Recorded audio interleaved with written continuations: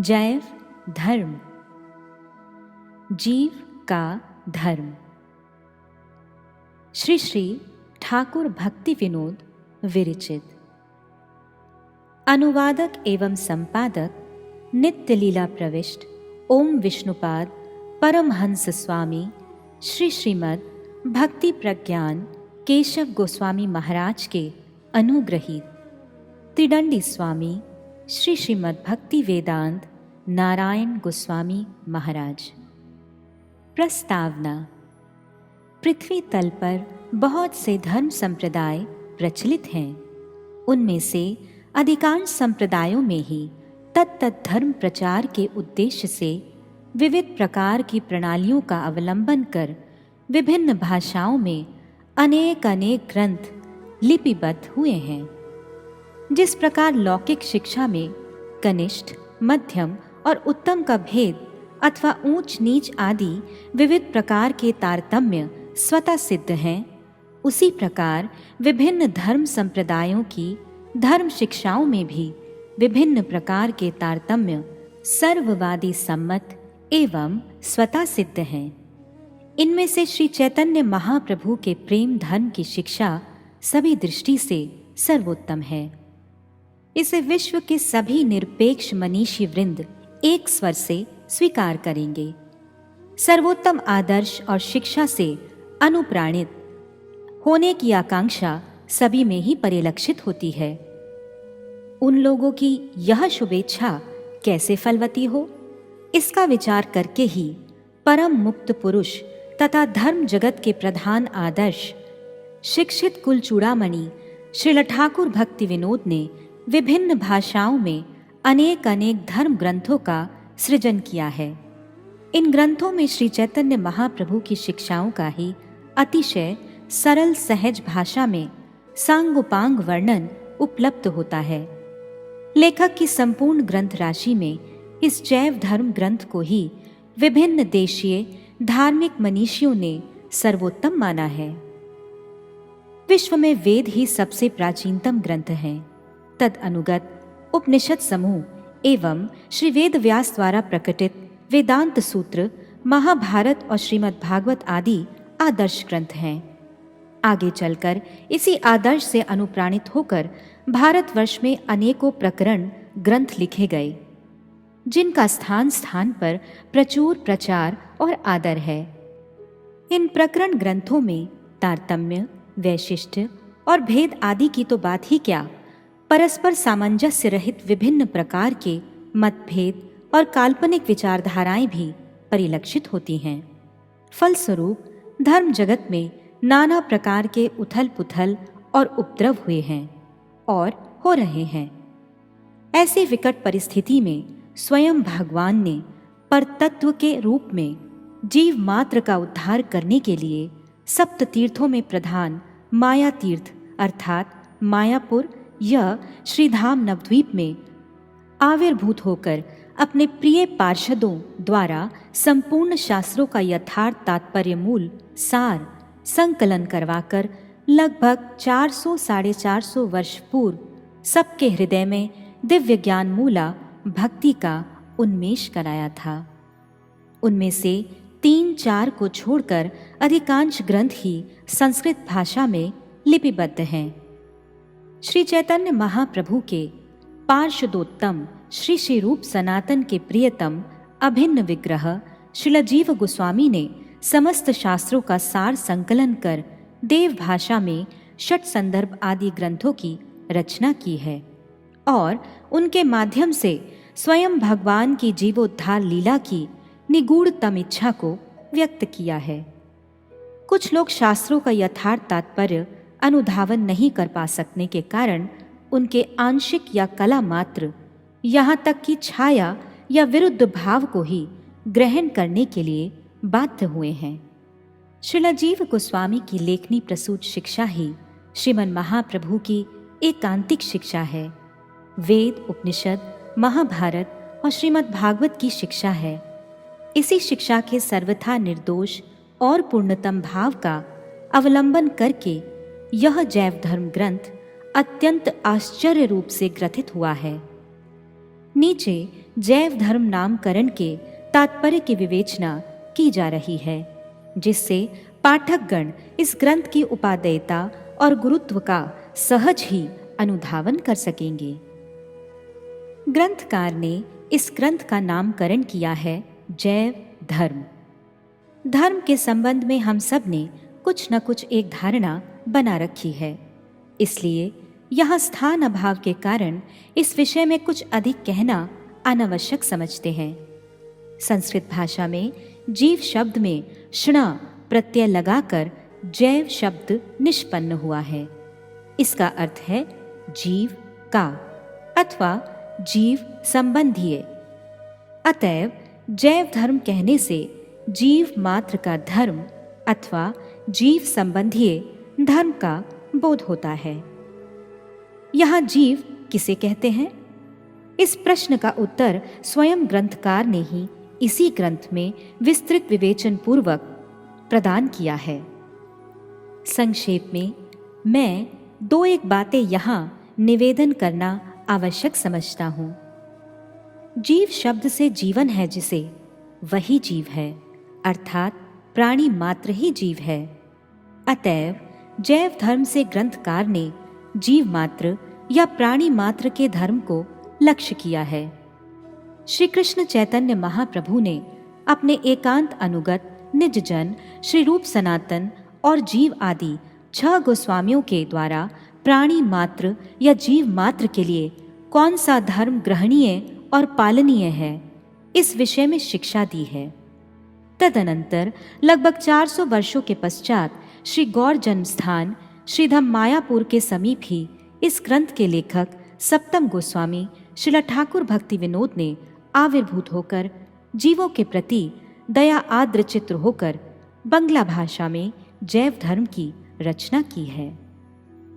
भगवान की इच्छा से भगवान के निज जन श्री कृष्णदास कविराज गोस्वामी ने श्री चैतन्य चरितामृत ग्रंथ में भगवान श्री गौरचंद्र की शिक्षा का सार निम्नलिखित प्यार में व्यक्त किया है।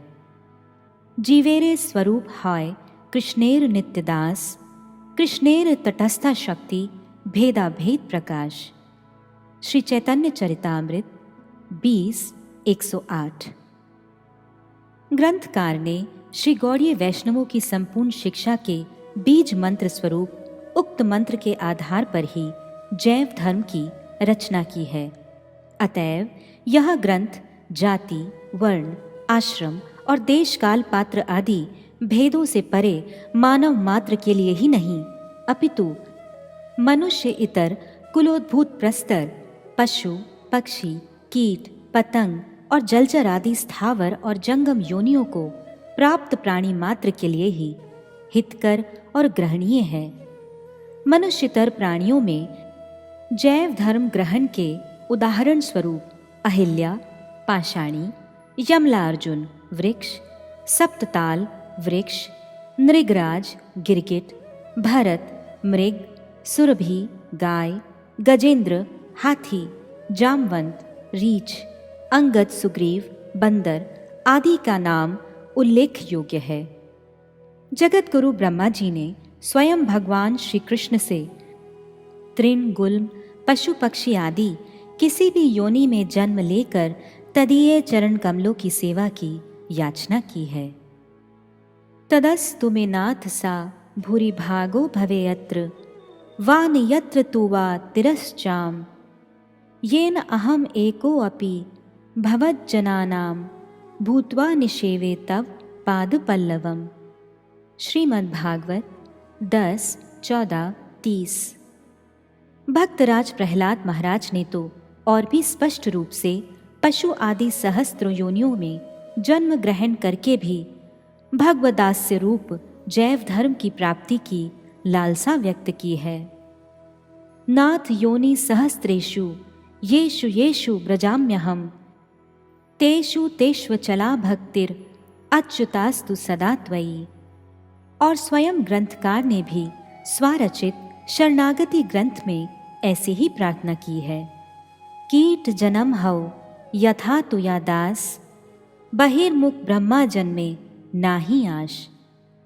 अतएव जैव धर्म की शिक्षा प्राणी मात्र के लिए आदरणीय और ग्रहणीय है।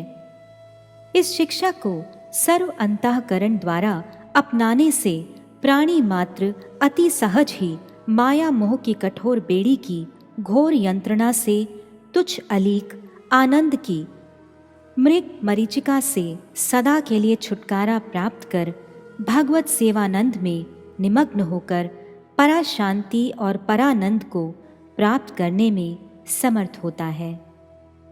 पूर्व प्रदर्शित शिक्षा के ऊंच नीच तारतम्य की भांति धर्म तत्व में भी ऊंच नीच आदि का तारतम्य स्वीकृत है।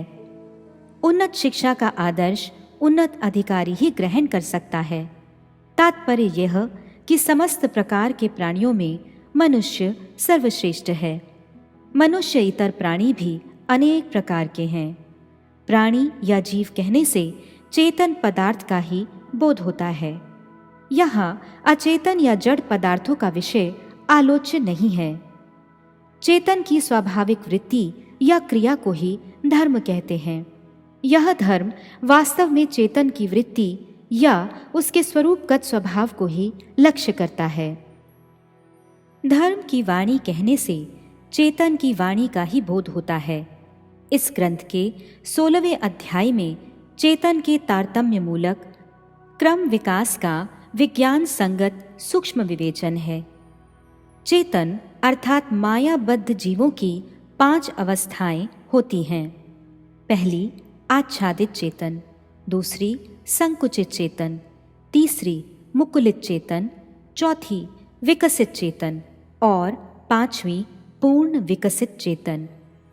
ऐसे चेतन ही जीव या प्राणी कहलाते हैं।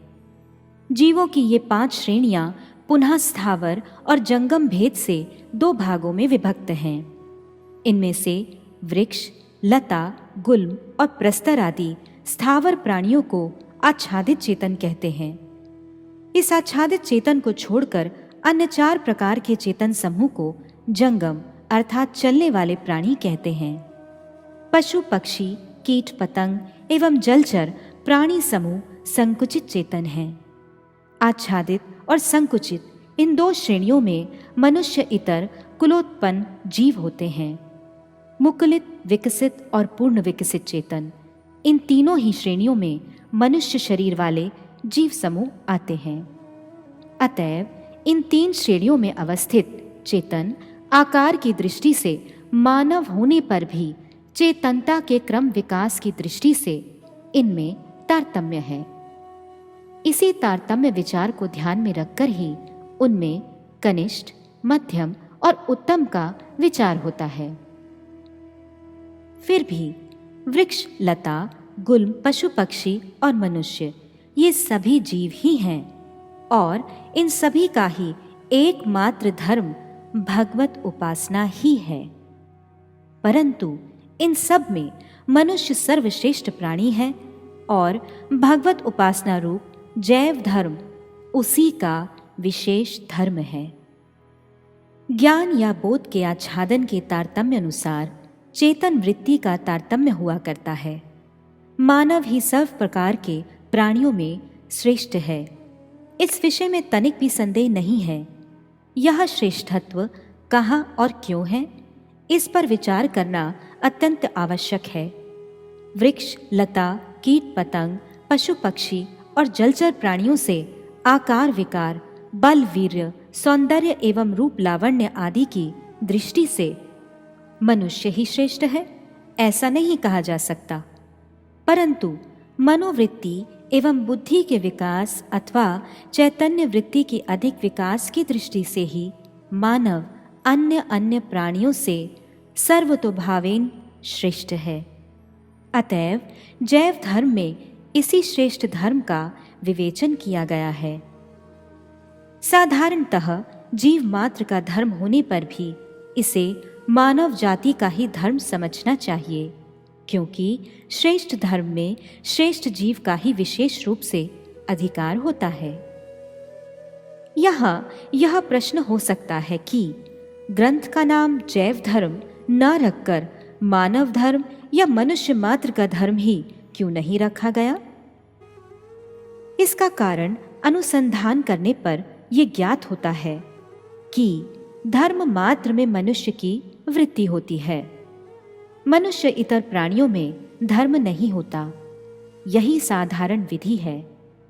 वृक्ष, लता, प्रस्तर, कृमि, कीट, पतंग, मत्स्य, कच्छप, पशु पक्षी और सांप आदि जीव के अंतर्भूत होने पर भी इनमें मोक्ष या भगवत उपासना सूचक धर्म वृत्ति परिलक्षित नहीं होती।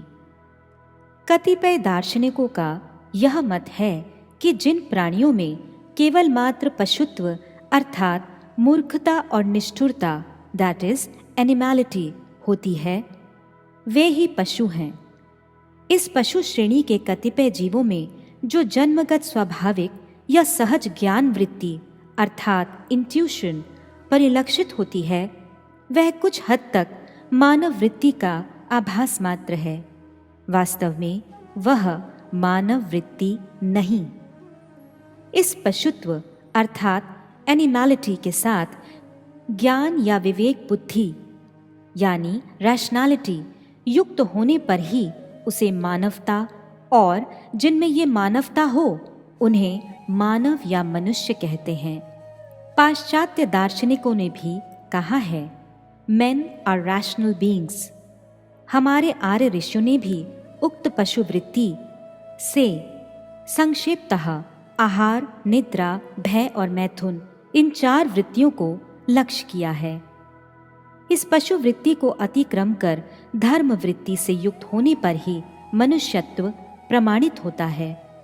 परंतु यहाँ यह विशेष रूप से ध्यान देने योग्य है कि पाश्चात्य दर्शन में रैशनैलिटी का अर्थ अति संकुचित है और हमारे आर्य दर्शन का धर्म शब्द बहुत ही व्यापक है।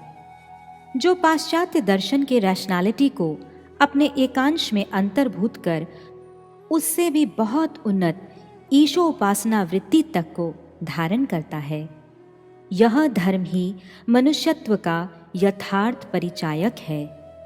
धर्महीन प्राणियों को पशु की संज्ञा दी गई है। शास्त्र कहते हैं आहार निद्रा भय मैथुनंच सामान्य में तत् पशुभि नराणाम धर्मो ही तेषाम अधिको विशेषो धर्मेण हीना पशुभि समाना। तात्पर्य यह है कि आहार, निद्रा, भय और मैथुन रूप इंद्रिय तर्पणादि प्राणी या जीव मात्र की स्वाभाविक वृत्तियां हैं। मनुष्य और मनुष्येतर सब प्रकार के जीवों में ही यह वृत्तियां समान रूप से परिलक्षित होती हैं। इसमें 2 मत नहीं, परंतु मनुष्य को मनुष्य तभी कहा जाएगा जब उसमें धर्म वृत्ति देखी जाए। धर्मो ही तेषाम अधिको विशेषो अर्थात पशु आदि की अपेक्षा मनुष्य में धर्म ही विशेष या अधिक होता है। जिसमें धर्म का नितांत अभाव होता है वह मनुष्य नहीं कहा जा सकता। धर्मेण हीना पशुभि समाना। धर्महीन व्यक्ति पशु सदृश है। इसलिए हमारे देश में धर्महीन मनुष्य को नर पशु कहा गया है। अस्तु, यह विशेष रूप से विचारणीय है कि आजकल लोग धर्म का परित्याग करके केवल आहार विहार आदि विषय भोगों में प्रमत्त रहते हैं।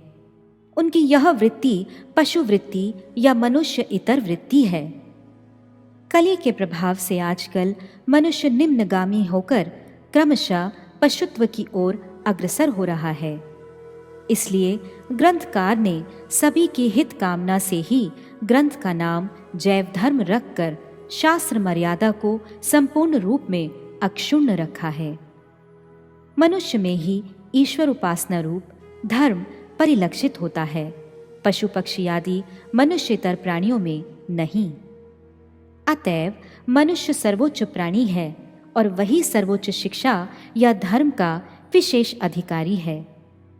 जैव धर्म उन्हीं के लिए पठनीय है। श्री चैतन्य महाप्रभु की विशेषता यह है कि उन्होंने सबसे निम्न व्यक्ति को भी कृपा करके अपनी उच्चतम शिक्षा में अधिकार प्रदान किया है। यह किसी भी दूसरे अवतार में नहीं दिया गया है। इसलिए शास्त्रकारों ने श्रीमन महाप्रभु का बड़े ही मार्मिक शब्दों में स्तवन किया है। अनर्पित चरिम चिरात करुण्यावतीर्ण कलौ समर्पयितुम उन्नतोज्ज्वल रसाम स्वाभक्ति श्रियम हरिपुरट सुंदर द्युति कदम्ब संदीपितः सदा हृदय कंद्रे स्फुरतु वा शचीनंदन। विदग्ध माधव 1-2। अर्थात जो सर्वतोकृष्ट उज्ज्वल रस जगत को कभी भी दान नहीं किया गया, जिससे जीव मात्र अत्यंत सहज और सरल रूप से माया मोह के बंधन से सदा के लिए मुक्त होकर कृष्ण प्रेम प्राप्त कर धन्य हो सके, उसी स्वभक्ति संपत्ति का दान करने के लिए करुणावशतः स्वर्ण कांति द्वारा ददीप्यमान स्वयं भगवान श्री शचीनंदन श्री गौर हरि कली काल में अवतीर्ण हुए हैं।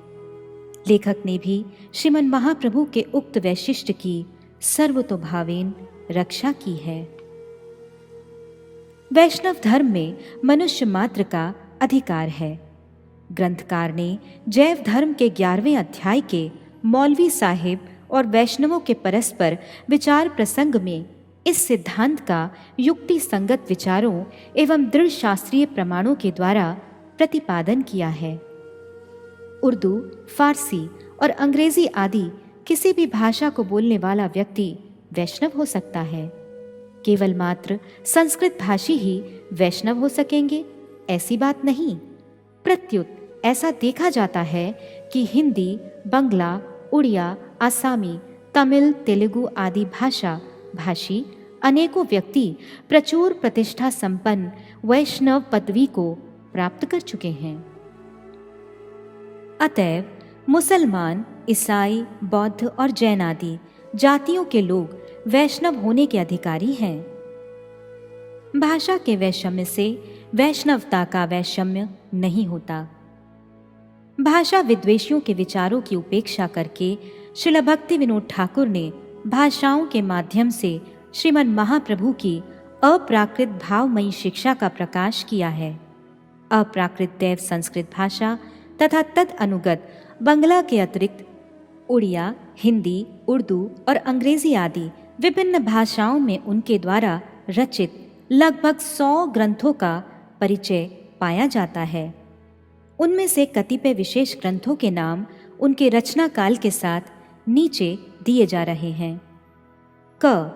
संस्कृत वेदांत अधिकरण बंगाब्द 1279, दत्त कौस्तुभम 1281, दत्त वंशमाला 1283, बौद्ध विजय काव्यम 1285, श्री कृष्ण संहिता 1287, संमोदन भाष्य शिक्षाष्टक का 1293, दशोपनिषद चूर्णिका 1293, भावावली श्लोक और भाष्य 1293, श्री चैतन्य चरणामृत भाष्य श्री चैतन्य उपनिषद का 1294, श्रीमद् आमनाय सूत्रम 1297, तत्व विवेकः या श्री सच्चिदानंद अनुभूति 1300, तत्व सूत्रम 1301, वेदार्क दीधति व्याख्या ईशोपनिषद की 1301, श्री गौरांग स्मरण मंगल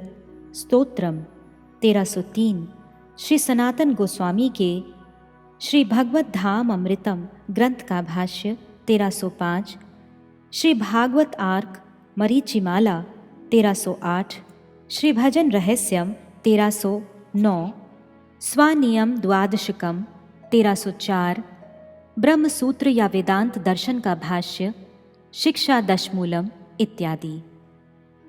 ख. बंगला गद्य गर्भ स्तोत्र व्याख्या या संबंध तत्व चंद्रिका बंगाब्द 1277, श्री सज्जन तोषणी मासिक पत्रिका 1 से 17 खंड, आरंभ 1288, रसिक रंजन भाषा भाष्य गीता की श्री विश्वनाथ चक्रवर्ती टीका सहित 1293, श्री चैतन्य शिक्षा अमृत 1293, प्रेम प्रदीप पारमार्थिक उपन्यास 1293, श्री विष्णु सहस्त्र नाम का बंगानुवाद बलदेव भाष्य सहित 1293, वैष्णव सिद्धांत माला 1295, सिद्धांत दर्पणानुवाद 1297, विद्वदर रंजन भाषा भाष्य श्री गीता के श्री बलदेव भाष्य सहित 1298, श्री हरि नाम, श्री नाम तत्व, श्री नाम महिमा, श्री नाम प्रचार वैष्णव सिद्धांत माला के गुच्छ सहित 1299, श्रीमन महाप्रभु की शिक्षा 1299, तत्व मुक्तावली या मायावाद शतदूषणी 1301, अमृत प्रवाह भाष्य श्री चैतन्य चरितामृत का 1302, श्री रामानुज उपदेश 1303, जैव धर्म 1303, प्रकाश निवृत्ति सहित ब्रह्म संहिता का बंगानुवाद 1304, श्री कृष्ण कर्णामृत ग्रंथ की व्याख्या 1305, पीयूष वर्षनी वृत्ति श्री उपदेशामृत की 1305, श्री नरहरि ठाकुर कृत श्री भजनामृतम ग्रंथ का भाष्य 1306, श्री संकल्प कल्पद्रुमः ग्रंथ का बंगानुवाद 1308 इत्यादि। ग बंगला पद्य हरि कथा बंगाब्द 1257, शुंभ निशुंभ युद्ध 1258, विजन ग्राम 1270, सन्यासी 1270, कल्याण कल्पतरु 1288, मनः शिक्षा 1293, श्री कृष्ण विजय 1294, श्री नवद्वीप धाम महात्म्य 1297, शरणागति 1300, शोक शातन 1300, श्री नवद्वीप भाव तरंग 1306, श्री हरि नाम चिंतामणि 1307, गीतावली 14, गीतमाला, श्री प्रेम विवर्त संपादन 1313 इत्यादि। घ उर्दू वालिदे रजिस्ट्री सन 1866 ईस्वी। अंग्रेजी period first and second volume 1857 to 1858, maths of Odisha 1860, Our Bonds 1863, Speech on Gautam 1866, Speech on Bhagavatam 1869, Reflection 1871, Thakur Haridas 1871, Temple of Jagannath 1871, Monasteries of Puri 1871, Review Personality of Godhead 1883, Sri Chaitanya Mahaprabhu, His Life and Precepts 1896, A Beacon Light, etc. उपरोक्त ग्रंथ तालिका को देखकर यह सहज ही अनुमान किया जा सकता है कि ग्रंथकार विभिन्न भाषाओं के पारदर्शी सुपंडित थे। यहाँ लेखक के जीवन के एक वैशिष्ट्य पर प्रकाश डालना आवश्यक समझता हूँ। वे पाश्चात्य शिक्षा के धुरंधर विद्वान होने पर भी पाश्चात्य प्रभाव से सर्वथा मुक्त थे। पाश्चात्य शिक्षाविदों का कहना है, do not follow me but follow my words, अर्थात मैं जैसा करता हूँ वैसा न करो, मैं जैसा कहता हूँ वैसा करो। परंतु श्रील भक्ति विनोद ठाकुर का जीवन चरित्र इस कथन का प्रतिवाद है। उन्होंने स्वलिखित विविध ग्रंथों में जिन शिक्षाओं का उल्लेख किया है, उनमें से प्रति एक शिक्षा का आचरण उन्होंने स्वयं अपने जीवन में करके दिखलाया है। इसीलिए उनकी शिक्षा और भजन रीति को भक्ति विनोद धारा कहते हैं। उनके ग्रंथों में एक भी ऐसी बात नहीं है जिसका उन्होंने स्वयं पालन न किया हो। अतएव उनकी लेखनी और जीवनी, करनी और कथनी एक ही है। जिस महापुरुष का ऐसा महान वैशिष्ट्य है, पाठकों को उनका परिचय जानने के लिए कौतूहल होना स्वाभाविक है। विशेषतः आधुनिक पाठकों को कोई भी विषय अवगत होने के लिए उसके लेखक के संबंध में अपरिचित रहने से उसके द्वारा लिखित विषयों के प्रति श्रद्धा नहीं होती। इसलिए संक्षेप में लेखक के संबंध में दो एक बातें निवेदन कर रहा हूँ। अति मर्त्य महापुरुषों के संबंध में आलोचना करते समय साधारण मनुष्यों के जन्म, मृत्यु और स्थिति काल की भांति विचार करना भूल होगा, क्योंकि महापुरुषगण जन्म और मृत्यु से परे होते हैं। वे नित्य काल विद्यमान रहने पर भी लोक में उनका आविर्भाव और तिरोभाव ही केवल मात्र लक्ष्य किया जाता है।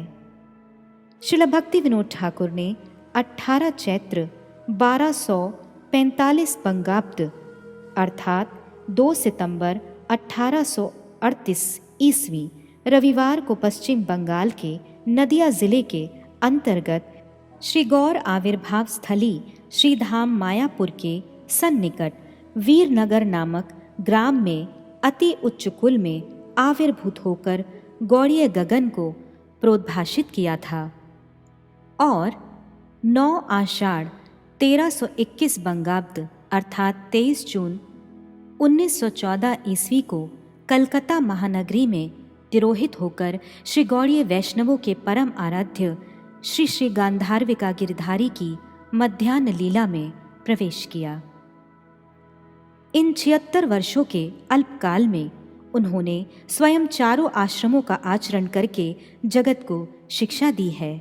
सर्वप्रथम उन्होंने ब्रह्मचर्य का पालन करके बहुमुखी उच्च शिक्षाएं प्राप्त की। तदनंतर गृहस्थ जीवन में सदुपाय से अर्थोपार्जन करके कुटुंब का भरण पोषण करने का जो आदर्श दिखलाया है वह प्रत्येक गृहस्थ के लिए अनुसरणीय है। इसी समय उन्होंने अंग्रेजी राजत्व में शासन एवं विचार विभाग के एक विशिष्ट उच्च पदस्थ कर्मचारी अर्थात गेजेटेड ऑफिसर के रूप में सारे भारतवर्ष का भ्रमण किया था। यहाँ तक कि जो प्रदेश समूह उच्च श्रृंखल यानी अनरेगुलेटेड प्रोविंसेस के नाम से कुख्यात थे, वहाँ पर भी इन महापुरुष ने अपने प्रौढ़ सुविचारों तथा शासन सुकौशल से शांति और सुश्रृंखला की स्थापना की। उन्होंने गृहस्थ जीवन में भी अपने धार्मिक आदर्श से तत्कालीन सभी लोगों को आश्चर्यचकित कर दिया था।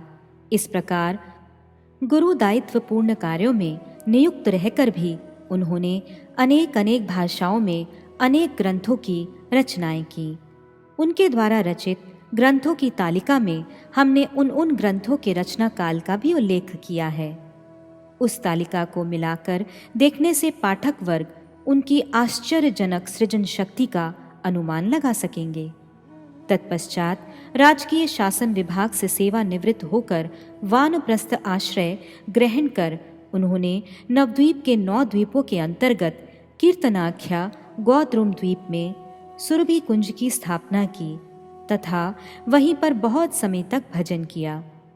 तत्पश्चात संन्यास ग्रहण करके उसी के समीप स्व आनंद सुखद कुंज में रहकर उन्होंने ठीक श्री चैतन्य महाप्रभु ने जिस प्रकार से स्वयं और अपने अनुगत 6 गोस्वामियों के द्वारा श्री कृष्ण की आविर्भाव और अन्य अन्य लीला स्थलियों का प्रकाश किया था, उसी प्रकार से श्री चैतन्य देव की आविर्भाव स्थली तथा अन्य अन्य गौर लीला स्थलियों का प्रकाश किया। यदि ये जगत में आविर्भूत न होते तो श्री गौरांग महाप्रभु की लीला स्थलियाँ तथा उनकी शिक्षाएं विश्व से विलुप्त हो जाती। इसलिए समग्र गौड़ीय वैष्णव जगत इनका चिर ऋणी है और रहेगा। यही कारण है कि समग्र वैष्णव जगत में इन्हें सप्तम गोस्वामी का अत्युच्च सम्मान प्रदान किया गया है। इन महापुरुष ने अपने जीवन के उच्च आदर्श द्वारा जिस प्रकार लोक शिक्षा का प्रचार प्रसार किया है, उसी प्रकार भिन्न भिन्न भाषाओं में ग्रंथ आदि प्रणयन करके प्रचुर शिक्षा दी है। इसके अतिरिक्त इनके दान के और भी एक वैशिष्ट का उल्लेख न करने से मादृश जीव की घोर अकृतज्ञता ही प्रकाशित होगी। श्रील ठाकुर भक्ति विनोद ने समग्र विश्व में श्री चैतन्य महाप्रभु द्वारा प्रकटित धर्म प्रचार के मूल सेनापति के रूप में जिस महापुरुष को इस जगती तल पर आविर्भूत कराया है, वे मदीय गुरुपाद पद्म जगत गुरु ओम विष्णुपाद परमहंस कुल चूड़ामणि अष्टोत्तरशत श्री श्रीमद् भक्ति सिद्धांत सरस्वती गोस्वामी ठाकुर के रूप में समग्र विश्व में सुपरिचित हैं। इन महापुरुष को जगत में आविर्भूत कराना श्रीमद् भक्ति विनोद ठाकुर की एक अतुलनीय अभिनव कीर्ति है। साधु वैष्णव समाज उन्हें संक्षेप में श्रील प्रभुपाद कहकर ही गौरव ज्ञापन करता है। मैं भी भविष्य में उक्त परम मुक्त महापुरुष के नाम के स्थल पर श्रील प्रभुपाद का उल्लेख करूंगा। श्रील प्रभुपाद ने श्रील भक्ति विनोद ठाकुर के पुत्र के रूप में या अन्वय रूप में, यहाँ तक कि पारंपर्य रूप में आविर्भूत होकर समग्र विश्व में श्रीमन महाप्रभु श्री चैतन्य देव द्वारा आचरित और प्रचारित श्री माधव गौड़ीय वैष्णव धर्म की अत्युज्ज्वल पताका उत्तोलन करके धर्म राज्य का प्रभूत कल्याण और उन्नति साधन किया है। America, England, Germany, France, Sweden, Switzerland और बर्मा आदि सुदूर पश्चिमी और पूर्वी देश समूह भी इन महापुरुष की कृपा से वंचित नहीं हुए हैं। सारे भारतवर्ष और भारत के बाहर सारे विश्व में 64 प्रचार केंद्र गौड़ीय मठ स्थापित कर श्री चैतन्य वाणी का प्रचार किया था। साथ ही उन्होंने श्रील भक्ति विनोद ठाकुर के सारे ग्रंथों का प्रचार करके जगत में अतुलनीय कीर्ति स्थापित की है। काल के प्रभाव से अर्थात कली की प्रबलता से गौड़ीय वैष्णव धर्म में नाना प्रकार के असदाचार, कदाचार, असिद्धांत, कुसिद्धांत आदि का प्रवेश हो जाने के कारण 13 अपसंप्रदाय निकल पड़े थे। ये 13 अपसंप्रदाय हैं: आउल बाउल करता भजा नेड़ा दरवेश साईं, सहजिया सखी भेकी स्मार्त जाति गोसाई, अतिवाड़ी चूड़ाधारी गौरांग नागरी, तोता कहे ऐ तेरह संग नाही करी। श्रील प्रभुपाद द्वारा श्रील भक्ति विनोद ठाकुर के ग्रंथों का प्रकाश और प्रचार होने से पूर्वोक्त अपसंप्रदायों की अपचेष्टाओं का प्रचुर परिमाण में हास हुआ है। फिर भी दुख का विषय यह है कि इतना होने पर भी कली के प्रभाव से आहार विहार और बांचा पाड़ा अर्थात जीवन बीमा यानी लाइफ इंश्योरेंस ही किसी किसी धर्म संप्रदाय के प्रचार के प्रधान विषय हो गए हैं।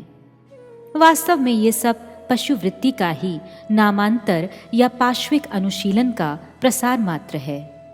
हम पहले ही ऐसा कह आए हैं। जैव धर्म में पूर्वोक्त तथाकथित कली प्रचोदित धर्म धर्म नहीं है। धर्म का स्वरूप क्या है? धर्म के साथ हमारा संबंध क्या है?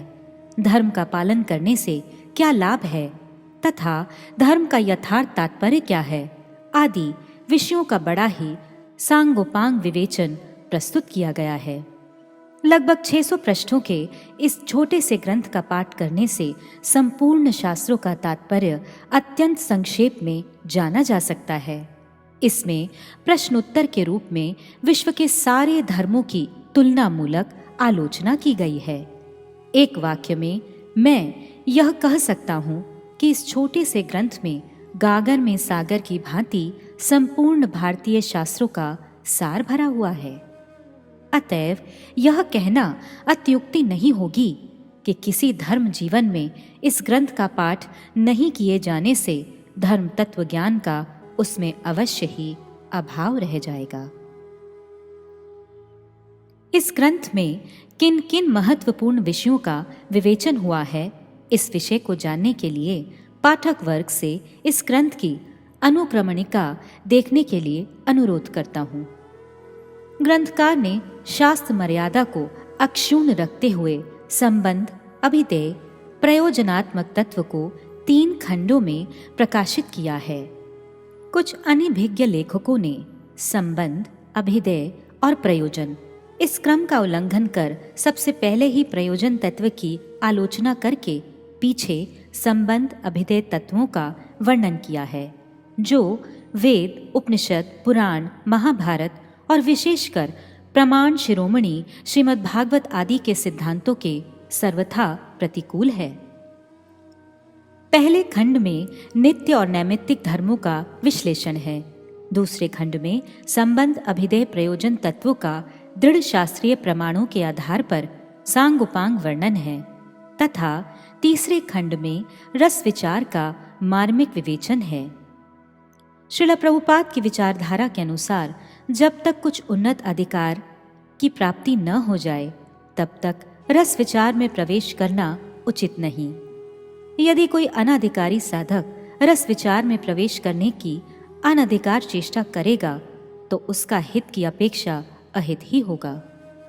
श्रील प्रभुपाद ने भाई सहजिया, प्राकृत रस शतदूषणी तथा अन्य अनेक प्रबंधों में इसे सुस्पष्ट रूप से व्यक्त किया है। इसलिए इस विषय में सतर्क रहने की आवश्यकता है। मूल जैव धर्म ग्रंथ बंगला भाषा में है, फिर भी इसमें शास्त्रीय प्रमाण आदि सम्मिलित संस्कृत भाषा का प्रचुर प्रयोग किया गया है। इस ग्रंथ की व्यापक लोकप्रियता का इसी से पता चलता है कि थोड़े ही समय में बंगला भाषा में इसके 10-12 बड़े बड़े संस्करण प्रकाशित हो चुके हैं। हिंदी भाषा में अनुदित जैव धर्म का प्रस्तुत संस्करण श्री गौड़ीय वेदांत समिति द्वारा अभिनव आकार में प्रकाशित जैव धर्म के अभिनव संस्करण की पद्धति का अनुसरण करके मुद्रित हुआ है। हिंदी पारमार्थिक मासिक श्री भागवत पत्रिका के सुयोग्य संपादक त्रिदंडी स्वामी श्री श्रीमद् भक्ति वेदांत नारायण महाराज जी ने बड़े परिश्रम से इस ग्रंथ को हिंदी में अनुदित कर उक्त पत्रिका के पहले वर्ष से छठे वर्ष तक में प्रकाशित किया है।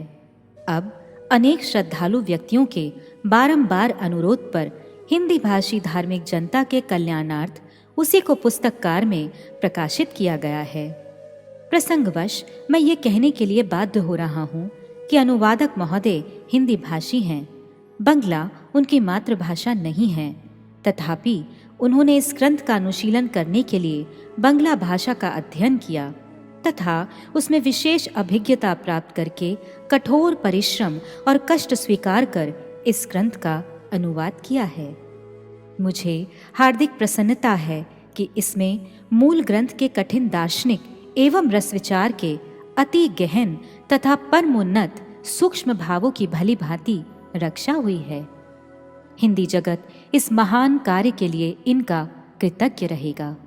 विशेषतः श्रील प्रभुपाद और श्रील भक्ति विनोद ठाकुर इनके इस अकलान सेवा कार्य के लिए निश्चित रूप से इन पर प्रचुर कृपा करेंगे।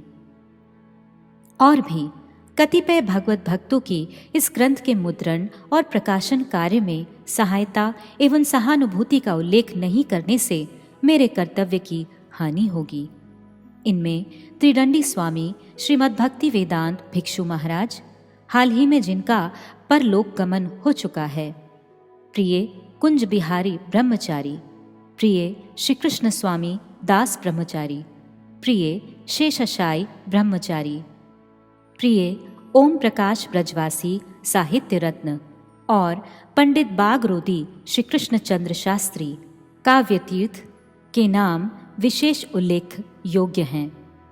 सर्वोपरि मेरा वक्तव्य यह है कि उक्त भक्तजनों का गौरव पात्र होने के कारण ही इस ग्रंथ के संपादन में मेरा नाम व्यवहृत हुआ है। वास्तव में इस ग्रंथ के अनुवादक और प्रकाशक उक्त त्रिदंडी स्वामी श्री श्रीमद् भक्ति वेदांत नारायण महाराज ही संपादन का सारा कार्य करके मेरे विशेष आशीर्वाद के पात्र हुए हैं। मुझे पूरा विश्वास है कि एक देशीय श्रद्धालु जनता से लेकर विद्वान मंडली तक सभी इस ग्रंथ का पाठ करके श्री चैतन्य महाप्रभु द्वारा आचरित और प्रचारित संबंध अभिदय प्रयोजन तत्व के संबंध में ज्ञान प्राप्त कर श्री श्री राधा कृष्ण और श्री चैतन्य महाप्रभु के प्रेम धर्म में अधिकार प्राप्त कर सकेंगे। अंत में यह निवेदन है कि इस ग्रंथ के मुद्रण कार्य में अत्यंत शीघ्रता के कारण कुछ मुद्राकर प्रमाद आदि त्रुटियां रह गई हैं, परंतु वे अत्यंत साधारण कोटि की होने के कारण शुद्धि पत्र नहीं दिया गया है। पाठक वर्ग इस ग्रंथ का पाठ कर हमारे प्रति प्रचुर आशीर्वाद करें, यही प्रार्थना है। अलम इति विस्तरेण। श्री केशव गौड़ीय मठ, मथुरा, उत्तर प्रदेश, संवत 2023। श्रील प्रभुपाद किंकर त्रिदंडी भिक्षु श्री भक्ति प्रज्ञान केशव। निवेदन। जगत गुरु ओम विष्णुपाद श्री सच्चिदानंद भक्ति विनोद ठाकुर द्वारा बंगला भाषा में लिखित मूल जैव धर्म का 3य संस्करण प्रकाशित हो रहा है। सुधी पाठक वृंद कुछ दिनों से इस ग्रंथ का अभाव विशेष रूप से अनुभव कर रहे थे। इसके पुनः प्रकाशित होने से वह अभाव दूर हुआ है। इससे पूर्व इस ग्रंथ के प्रथम एवं द्वितीय संस्करण श्री केशव जी गौड़ीय मठ मथुरा से त्रिदंडी स्वामी श्रीमद् भक्ति वेदांत नारायण महाराज द्वारा प्रकाशित हो चुके हैं। इस बहुल प्रचारित ग्रंथ के विषय में नवीन रूप में कुछ परिचय देना अनावश्यक है, क्योंकि यह ग्रंथ सभी रूपानुग गौड़ीय वैष्णवों द्वारा विशेष समादृत है। गद्य साहित्य में कथोपकथन शैली में इस ग्रंथ का अवदान अतुलनीय है।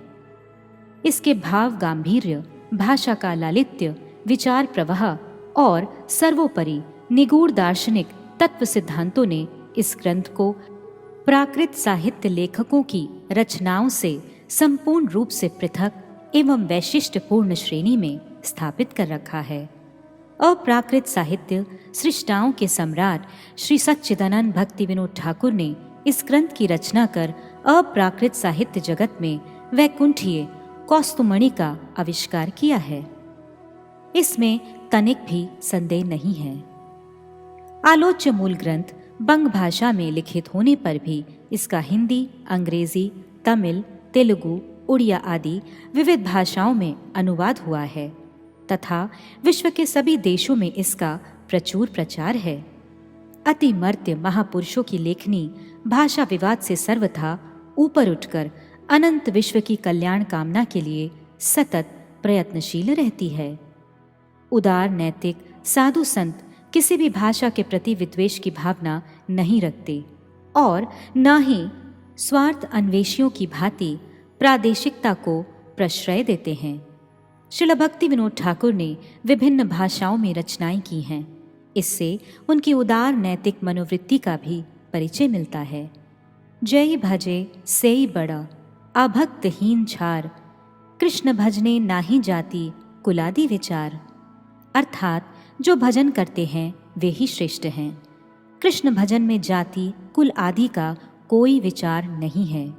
इस सिद्धांत वाणी के अनुसार सभी भाषा भाषी, जाति, समाज एवं देश के लोगों को वैष्णव या भक्त होने का अधिकार है। ये सभी सनातन शास्त्रों में सर्वतोभावेन स्वीकृत है। अतः प्राकृत भाषा, प्रादेशिकता, जाति कुलादि विचार द्वारा वैष्णवता या भक्त भाव का पार्थक्य नहीं होता। यह ग्रंथ मानव मात्र के लिए विशेष हृदयग्राही एवं उपयोगी है। इसके भाव बड़े गंभीर एवं भाषा बड़ी सरल और आकर्षक है। जैव धर्म की विचारधारा को लेकर ही श्री चैतन्य शिक्षा अमृत और श्रीमद् महाप्रभु की शिक्षा आदि बहुत से ग्रंथ प्रकाशित हुए हैं। विभिन्न भाषाओं में इस ग्रंथ का अनुवाद होना ही इसकी लोकप्रियता का यथेष्ट प्रमाण है। जैव धर्म में ग्रंथ में वर्णित धर्म साधारण लोगों की प्राकृत धारणा से सर्वथा भिन्न है। देह और मन के प्राकृत धर्म कदापि आत्मधर्म के स्थान पर प्रतिष्ठित नहीं हो सकते। आत्मधर्म या सनातन धर्म का ही दूसरा नाम जैव धर्म है। श्रील भक्ति विनोद ठाकुर ने जीव मात्र को यही समझाने का प्रयास किया है। उन्होंने कुकर्मी, कुज्ञानी और कुयोगियों के अधर्म, छल धर्म, विधर्म के साथ तुलना मूलक आलोचना के द्वारा सनातन धर्म का वैशिष्ट्य स्थापित किया है।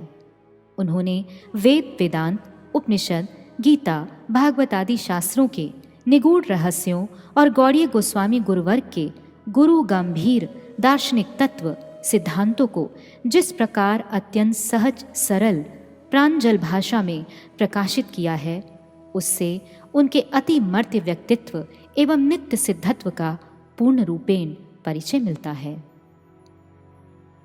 इस ग्रंथ में 40 अध्याय हैं। संपूर्ण ग्रंथ 3 भागों में विभक्त है। नित्य और नैमित्तिक धर्म मूलक पहला खंड, संबंध अभिदय प्रयोजन मूलक दूसरा खंड और रस विचार मूलक तीसरा खंड। पहले खंड में वर्णाश्रम धर्म का विवेचन है। दूसरे खंड में दशमूल शिक्षा का विस्तृत रूप से वर्णन है। जो वैष्णव सिद्धांत माला की मध्यमणि स्वरूप है। तीसरे खंड में अप्राकृत भाव विभावित परम रसिकों का विषय रस विचार है। पहला खंड वर्णाश्रम धर्म मूलक है। दूसरा खंड श्री भक्ति रसामृत सिंधु षट संदर्भ और श्री चैतन्य चरितामृत ग्रंथ का सार संकलन एवं अखिल शास्त्रों का निर्यास स्वरूप है। सभी शास्त्रों में संबंध, अभिदय एवं प्रयोजनात्मक तत्व विचार की ही प्रतिष्ठा है। श्रील भक्ति विनोद ठाकुर ने जैव धर्म में कर्म, ज्ञान, योग आदि क्लिष्ट साधनों की तुच्छता प्रदर्शित की है और प्रसंग क्रम से निर्विशेष केवल अद्वैत ब्रह्मवाद अर्थात मायावाद का जिस प्रकार से खंडन किया है, उससे विशुद्ध दार्शनिक जगत उन्हें चिरदिन कृतज्ञता के साथ स्मरण करता रहेगा। इन्होंने श्रद्धा और भक्ति के बिना कर्म, ज्ञान आदि सभी साधनों को निष्फल प्रमाणित किया है। साथ ही नाम ब्रह्म की आराधना को ही शास्त्रीय युक्ति और प्रमाणों के द्वारा भजन अंग के रूप में स्थापित किया है। श्री भक्ति विनोद ठाकुर ने भक्ति साधकों के कल्याण के लिए 10 मूल शिक्षा की अभिनव पद्धति का आविष्कार किया है और इसलिए शिक्षा दशमूलम नामक ग्रंथ की रचना भी की है। श्रील चक्रवर्ती चरण ने श्री चैतन्य महाप्रभु की शिक्षाओं का सार आराध्यो भगवान श्लोक में लिपिबद्ध किया है। गौड़ीय वेदांताचार्य श्री बलदेव विद्याभूषण प्रभु ने मध्व संप्रदाय के साथ श्री गौड़ीय वैष्णव संप्रदाय के विचारों की समता प्रदर्शन हेतु प्रमेय रत्नावली में श्री मध्व प्रवाह श्लोक की अवतारणा की है। इसी प्रकार श्री भक्ति विनोद ठाकुर ने उपयुक्त दोनों प्रसिद्ध श्लोकगत सिद्धांतों का सामंजस्य करते हुए दशमूल की रचना द्वारा गौड़ीय वैष्णव सिद्धांतों का मंथन करने का प्रयास किया है। पुनः आम्नाय प्राह तत्वम एक ही श्लोक में 10 मूल निर्यास संग्रह पूर्वक उसका सुधी सज्जनों में वितरण किया है। इस प्रकार संबंध, अभिदय, प्रयोजनात्मक यह ग्रंथ श्री चैतन्य महाप्रभु की शिक्षाओं का सार और श्री गौड़ीय वैष्णवों के लिए कंठहार स्वरूप है। रस विचार मूलक तीसरे खंड के साथ संपूर्ण जैव धर्म ग्रंथ का हिंदी संस्करण पहले प्रकाशित हो चुका है। यद्यपि श्री गौड़ीय वेदांत समिति द्वारा बंगला भाषा में इसके कतिपय संस्करणों में केवल प्रथम एवं द्वितीय संस्करण ही मुद्रित हुए हैं, संप्रति रस विचार मूलक तृतीय खंड बंगाक्षर में प्रकाशित होने पर पृथक रूप में तथा एकत्र भी अधिकारी पाठकों में वितरित हुआ है। परम आराध्य श्रील गुरुदेव ने उक्त ग्रंथ की प्रथम प्रस्तावना में लिखा है, श्रील प्रभुपाद की विचारधारा के अनुसार भजन में कुछ उन्नत अधिकार प्राप्त नहीं होने तक रस विचार में प्रवेश करना उचित नहीं है। श्रील प्रभुपाद ने भाई सहजिया, प्राकृत रस शतदूषणी और अन्य बहुत से प्रबंधों में इसे सुंदर रूप से व्यक्त किया है। फिर भी आज तक अनाधिकारी व्यक्तियों के हाथ में रस विचार सम्मिलित यह जैव धर्म ग्रंथ दिया जाता रहा है। यह श्रील प्रभुपाद जी की विचारधारा के अनुकूल नहीं है।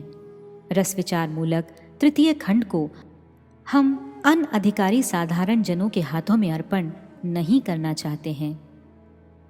उपयुक्त निषेध आज्ञा के स्वपक्ष और विपक्ष में अनेक युक्तियों की अवतारणा की जा सकती है।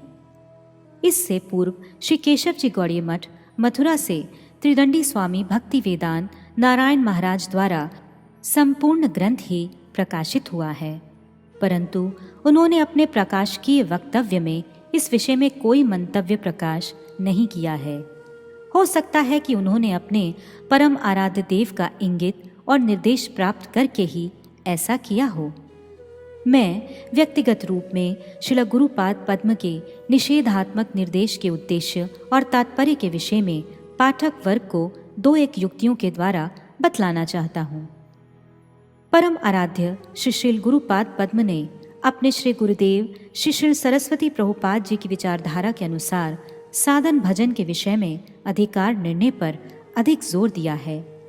साधन भजन में जब तक उन्नत अधिकार प्राप्त न हो जाए तब तक रस विचार में प्रवेश करना किसी भी साधक के लिए अनुचित है। शास्त्रों का ऐसा ही निर्देश है।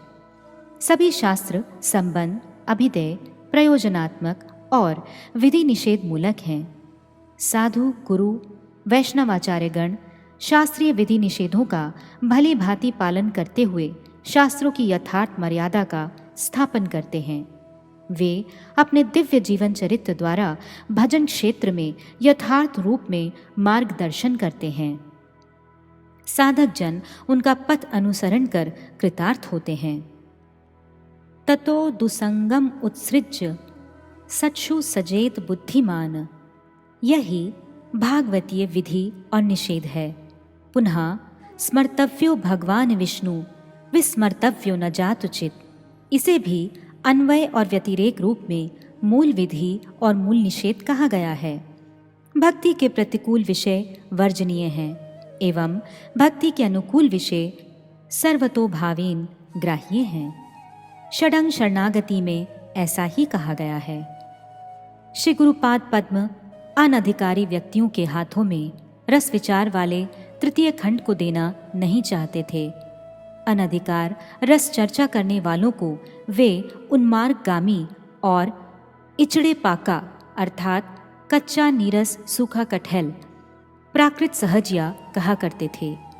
इन लोगों का उन्नतोज्वल माधुर्य रस के भजन में अधिकार नहीं है। ये लोग रूपानुग भजन प्रणाली या चिंताधारा से भ्रष्ट हैं। उनकी सातत्व अनभिज्ञता उच्छृंखलता का ही परिचायक है। श्री चैतन्य महाप्रभु की शिक्षा का प्रचार करना ही कीर्तन है। वे इसकी उपलब्धि नहीं कर पाते। साधन भजन में जिस प्रकार से अधिकार का विचार स्वीकृत है, भक्ति शास्त्रादि आलोचना में भी अधिकारी अनधिकारी का विचार निर्दिष्ट है। कृष्ण द्वैपायन वेदव्यास ने श्रीमद् भागवत दशम स्कंध में रास पंचाध्यायी के प्रारंभ और अंत में उसके अनुशीलन करने वाले अधिकारी अनधिकारी का विचार किया है। विक्रीडितम व्रजवधू भी आदि श्लोकों में अधिकारी और नैतत् समाचरेत जातु आदि श्लोकों में अनधिकारी का निर्देश किया है। अनधिकारी के लिए निषेधाज्ञा होने पर भी यथार्थ अधिकारी के अधिकार, क्षमता और सामर्थ्य की बात शास्त्रों में सर्वत्र ही स्वीकृत है। श्रील गुरुपाद पद्म की युक्ति में यथार्थ अधिकारी व्यक्ति के अधिकार को तनिक भी खर्व नहीं किया गया है। साधन भजन में उन्नत अधिकार प्राप्त करने वाले साधारण विधि निषेध का अतिक्रमण कर अप्राकृत रसमार्ग में प्रवेश करता है तथा क्रमशः प्रेम भक्ति लाभ कर धन्य धन्य हो जाते हैं। इसलिए अधिकारी साधक जन अप्राकृत मधुर रस विचार मूलक विभाग का अनुशीलन कर प्रीति लाभ करें। यही श्रील गुरुपाद पद्म की उक्ति का तात्पर्य समझना चाहिए। इस ग्रंथ के मुद्रण कार्य में अत्यंत शीघ्रता के कारण कुछ मुद्राकर प्रमाद आदि त्रुटि विच्युतियों का रहना संभव है। सुधी पाठकगण द्वारा उनका संशोधन पूर्वक पाठ करने से आनंदित होऊंगा। अलम इति विस्तरेण। श्री गौड़ीय वेदांत समिति श्री गुरुपाद पद्म की 92वीं आविर्भाव तिथि पूजा अवसर सोमवार 29 माघ 12 फरवरी 1990। श्री गुरु वैष्णव दासानुदास त्रिदंडी भिक्षु श्री भक्ति वेदांत वामन। प्रकाशीय वक्तव्य। आज जैव धर्म का तृतीय हिंदी संस्करण पाठकों के सम्मुख प्रस्तुत करते हुए मुझे अपार हर्ष हो रहा है। इस ग्रंथ के प्रकाशित होने से मेरी चिरकाल की अभिलाषा पूर्ण हुई है। राष्ट्रभाषा हिंदी में इस ग्रंथ का अभाव मुझे पूरी तरह से खटक रहा था। मूल जैव धर्म ग्रंथ बंगला भाषा में है। बंगला भाषा भाषी प्रत्येक वैष्णवों का ये गले का हार है। इसके लेखक हैं वर्तमान वैष्णव जगत में स्वयं भगवान श्री चैतन्य महाप्रभु द्वारा प्रकटित विशुद्ध भक्ति भागीरथी के पुनीत धारा को पुनः प्रबल वेग से प्रवाहित करने वाले विभिन्न भाषाओं में भक्ति संबंधी सैकड़ों ग्रंथों के रचयिता श्री चैतन्य महाप्रभु के पार्षद प्रवर सप्तम गोस्वामी श्रील भक्ति विनोद ठाकुर। इस जैव धर्म ग्रंथ ने दार्शनिक एवं धार्मिक जगत में युगांतर उपस्थित कर दिया है। श्री ब्रह्म मध्व गौड़ीय संप्रदाय के वर्तमान संरक्षक श्री श्री भक्ति विनोद गौर किशोर सरस्वती के मनोअभीष्ट पूरक श्री चैतन्य महाप्रभु की परंपरा में दशम आचार्य के श्री गौड़ीय वेदांत समिति एवं उसके अधीनस्थ भारत व्यापी शाखा गौड़ीय मठों के संस्थापक एवं नियामक आचार्यवर मदीय परमाराध्यतम श्री गुरुपाद पद्म ओम विष्णुपाद अष्टोत्तरशत श्री श्रीमद् भक्ति प्रज्ञान केशव गोस्वामी महाराज की अहेतुकी असीम अनुकंपा प्रेरणा और साक्षात आदेश से ही मैं सर्व विषयों में अयोग्य और असमर्थ होने पर भी इस कठिन दार्शनिक एवं गूढ़ उपासना तत्व से परिपूर्ण ग्रंथ का अनुवाद कर पाया हूँ। इस अनुवाद में मैंने मूल ग्रंथ के उच्चतम दार्शनिक एवं रस विचार के अति गहन सूक्ष्मतम भावों की यथासाध्य रक्षा करने की चेष्टा की है, साथ ही उन्हें सहज सरल और सुबोध रूप में व्यक्त करने का भरसक प्रयास किया है। इस विषय में मैं कितना सफल हुआ हूँ इसे तो पाठकगण ही बतला सकेंगे। जैसा भी हो, इसका सारा श्रेय श्री श्री गुरुपाद पद्म को ही है। सर्वप्रथम यह अनुवाद श्री भागवत पत्रिका के पहले वर्ष से छठे वर्ष तक में क्रमशः प्रकाशित हुआ। श्रद्धालु पाठकों ने उसे बहुत ही पसंद किया तथा उसे पृथक ग्रंथाकार में प्रकाशित करने के लिए मुझे बार बार अनुरोध किया। फलस्वरूप संपूर्ण हिंदी भाषा भाषी श्रद्धालु जनता के कल्याणार्थ तथा शुद्ध भक्तों के आनंद विधानार्थ अल्प समय में ही द्वितीय संस्करण समाप्त होने पर पाठकों की गहन रुचि और मांग की पूर्ति हेतु यह तृतीय संस्करण पाठकों के सामने प्रस्तुत किया गया। यद्यपि मदीय परम आराधितम श्री श्री आचार्य देव ने अपने संपादकीय प्रस्तावना में ग्रंथ और ग्रंथकार के वैशिष्ट्य और परिचय आदि सभी महत्वपूर्ण विषयों पर विस्तृत रूप से प्रकाश डाला है, तथापि मैं भी इस विषय में 2 शब्द लिखने का लोभ संवरण नहीं कर सका।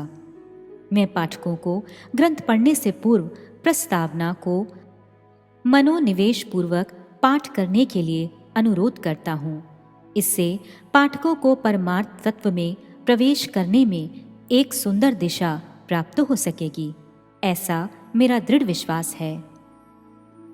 जैव धर्म कहने से जीव संबंधी धर्म या जीव के धर्म का बोध होता है। बाह्य दृष्टि से विभिन्न देशों की विभिन्न जातियों एवं विभिन्न वर्गों के मनुष्यों, पशु पक्षियों, कीट पतंगों तथा दूसरे विभिन्न प्राणियों के धर्म भिन्न भिन्न दृष्टिगोचर होने पर भी अखिल ब्रह्मांडों के निखिल जीव समूह का नित्य और सनातन धर्म एक है। जैव धर्म ग्रंथ में इसी सार्वत्रिक, सार्वकालिक तथा सार्वजनिक नित्य धर्म जैव धर्म का हृदयग्राही सांगोपांग वर्णन है। इसमें वेद, वेदांत, उपनिषद, श्रीमद्भागवत आदि, पुराण, ब्रह्मसूत्र, महाभारत, इतिहास, पंचरात्र, षट संदर्भ, श्री चैतन्य चरितामृत, भक्ति रसामृत सिंधु और उज्ज्वल नीलमणि आदि सद्ग्रंथों के अतिशय गंभीर और गहन विषयों का सार सरस सरल कथोपकथन शैली में गागर में सागर की भांति भरा हुआ है। इस ग्रंथ में संबंध, अभिदय और प्रयोजन के रूप में ग्रथित भगवत तत्व, जीव तत्व, शक्ति तत्व, जीव की बद्ध और मुक्त दशाएं, कर्म, ज्ञान और भक्ति का स्वरूप एवं तुलनात्मक विचार, वैधि रागानुगा भक्ति का सिद्धांतपूर्ण सरस विचार वैशिष्ट्य तथा श्री नाम भजन की सर्वश्रेष्ठता आदि विषयों का अपूर्व मार्मिक विवेचन है। यद्यपि श्री गौड़ीय वेदांत समिति द्वारा प्रकाशित जैव धर्म ग्रंथ के बंगला संस्करण से पूर्व स्वयं ग्रंथकार श्री भक्ति सिद्धांत सरस्वती प्रभुपाद तथा उनके परंपरागत परवर्ती गौड़ीय वैष्णवाचार्य द्वारा प्रकाशित सभी संस्करणों में रस विचार सहित संपूर्ण ग्रंथ ही प्रकाशित हुए हैं, परंतु अस्मदीय परम आराध्यतम श्रील गुरुपाद पद्म ने किन्हीं विशेष परिस्थितियों में ही इस ग्रंथ के नित्य नैमित्तिक धर्म विचार मूलक प्रथम खंड तथा संबंध अभिधेय प्रयोजनात्मक द्वितीय खंड को एक साथ प्रकाशित किया था। रस विचार मूलक तृतीय खंड को प्रकाशित नहीं किया, किंतु परवर्ती काल में श्री केशव जी गौड़ीय मठ मथुरा से हिंदी संस्करण प्रकाशित होने के समय स्वयं श्री गुरुपाद पद्म ने संपूर्ण ग्रंथ का संपादन किया। उन्होंने उक्त संस्करण की स्वलिखित प्रस्तावना में सुस्पष्ट रूप से रस विचार संवलित तृतीय खंड के संबंध में पाठकों से अधिकारी अनधिकारी का विचार कर सतर्क रहकर अनुशीलन करने का उपदेश दिया है। इसलिए मैंने द्वितीय संस्करण में संपूर्ण ग्रंथ को एकत्र प्रकाशित होने पर स्पष्टीकरण प्रस्तुत करने की कोई आवश्यकता नहीं समझी। श्री चैतन्य चरितामृत की रचना करते समय रस विचार का प्रसंग उपस्थित होने पर श्री कृष्णदास कविराज गोस्वामी के हृदय में भी ऐसी शंका उत्पन्न हुई थी कि रस विचार को इसमें सम्मिलित किया जाए अथवा नहीं, क्योंकि इसे पढ़कर अनधिकारी व्यक्तियों का कहीं अहित न हो जाए। किंतु तत्क्षण ही उन्होंने रस विचार को देने का निश्चय किया।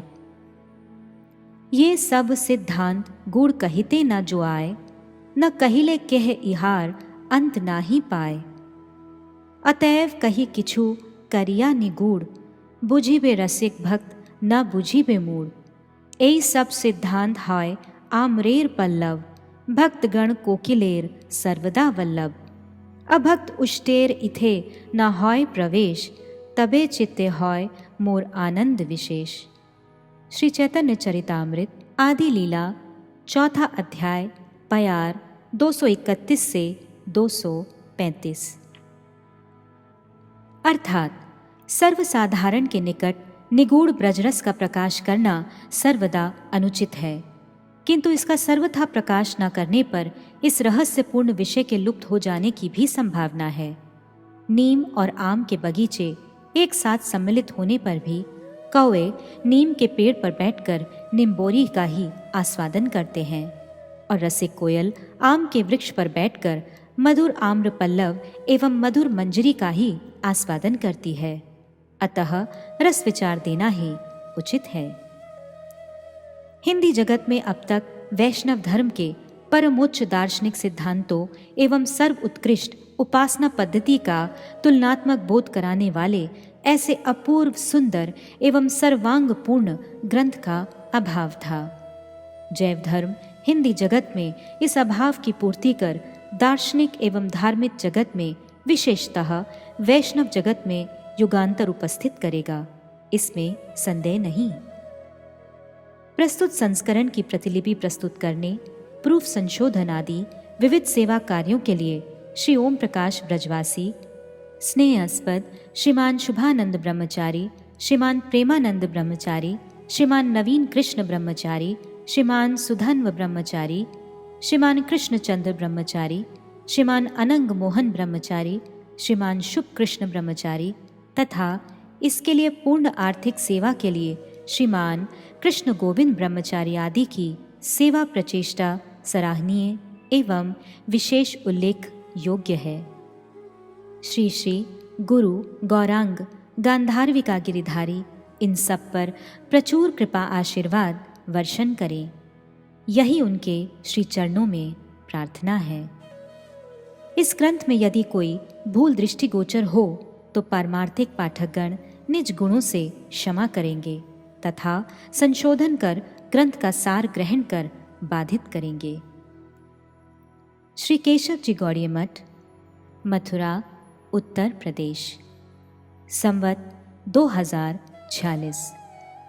श्री श्री गुरु वैष्णव कृपालेश प्रार्थी त्रिदंडी भिक्षु श्री भक्ति वेदांत नारायण।